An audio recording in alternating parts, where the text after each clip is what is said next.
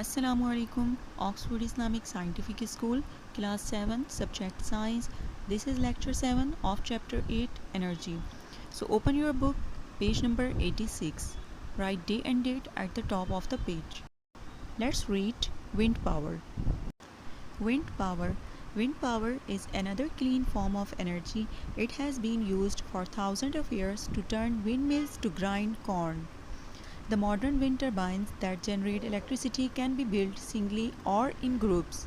When they are called wind farms, they may be sited on land or in shallow waters offshore. Modern wind turbines are expensive to build and they can be damaged by storms. They can be noisy and a danger to birds and other wildlife. While some people believe that they spoil the look of the landscape, wind turbines work best when they are sited in places where it is always windy.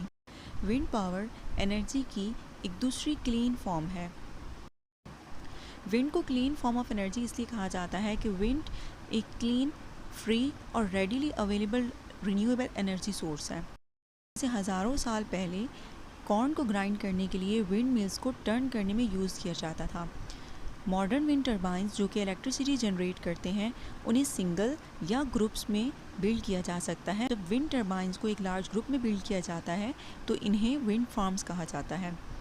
ये land पर साहिल से दूर shallow waters में देखे जा सकते हैं। Modern wind turbine तामीर करने के लिए बहुत एक्सपेंसिव है और ये स्टॉर्म से डैमेज भी हो सकते हैं। विंड टर्बाइन नॉइज़ी भी हो सकती हैं और बर्ड्स के लिए ख़तरा भी है और दूसरी वाइल्ड लाइफ के लिए भी, जबकि कुछ लोग ये यकीन रखते हैं कि ये लैंडस्केप के नज़ारे को ख़राब करते हैं। विंड टर्बाइन को ऐसी जगहों पर बहुत बेहतरीन काम करते हुए देखा जा सकता है जहां हमेशा तेज़ हवाएं चलती हों, वेदर हमेशा विंडी रहता हो। Next, renewable energy source is water power. Water power को हाइड्रो पावर भी कहा जाता है। About a fifth of all the electricity we use today is generated by flowing water. The water is held back by a dam and is piped downhill to drive turbines. These turn the generators that produce electricity. Hydroelectric power is clean, but dams are expensive to build and they cause problems for water life.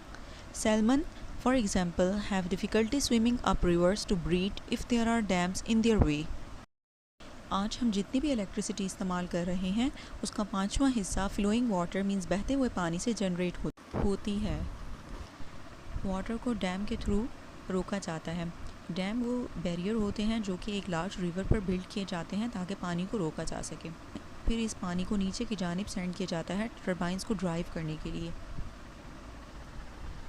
और ये turbines generators को turn करते हैं जो कि electricity produce करते हैं। Hydro electric power भी क्लीन है, लेकिन डैम्स को तामीर करना बहुत एक्सपेंसिव है और ये वाटर लाइफ के लिए मींस आबी ज़िंदगी के लिए मुश्किलात का बाइस बनते हैं। मिसाल के तौर पर सैल्मन फ़िश, अगर उसके रास्ते में डैम्स हों तो उसे ब्रीड करने के लिए मींस रिप्रोड्यूस करने के लिए रिवर्स में स्विमिंग करने में मुश्किल होती है। The reservoir, the artificial lake behind the dam, can provide water for use in homes and factories, for irrigating crops, for fish farming and for leisure activities. But as the reservoir fills, it floods valuable farmland and people's homes. Over a long period, mud and silt collect in the reservoir, eventually making it useless. रेज़रवायर जो कि artificial lake होती हैं, dam के पीछे बनती हैं, इनमें पानी स्टोर किया जाता है। ये वाटर प्रोवाइड करती हैं होम्स के लिए, फैक्ट्रीज़ के लिए, क्रॉप्स को इरीगेट करने के लिए मींस फसलों को सैराब करने के लिए, फ़िश फार्मिंग के लिए और कुछ तफरीही सरगर्मियों के लिए। लेकिन जैसे ही रेज़रवायर फिल्स होते हैं तो फार्मलैंड और लोगों के घरों तक सैलाब आ जाता है और एक लंबे अरसे तक मड और सिल्ट रेज़रवायर में जमा होते हैं और आखिरकार उसे यूज़लेस बना देते हैं। This large hydroelectric power station uses the power of running water to turn its machinery and produce electricity. ये large hydroelectric power station running water की power को use करके अपनी मशीनरी को टर्न करता है और electricity produce करता है।